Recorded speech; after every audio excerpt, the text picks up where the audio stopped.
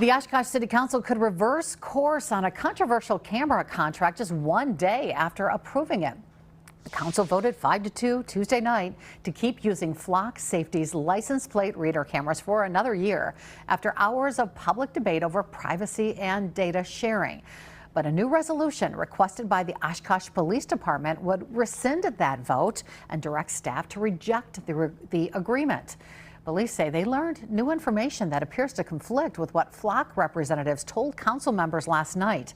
The city has not said what that information is, but council members will review it at tonight's special meeting. In a statement to Action 2 News, Flock Safety responding to the special session, saying in part, quote, "It's incredibly disappointing to hear that statements made during last evening's open meeting have been misinterpreted and weaponized by activists. We welcome the opportunity to clarify those points with the council." End quote.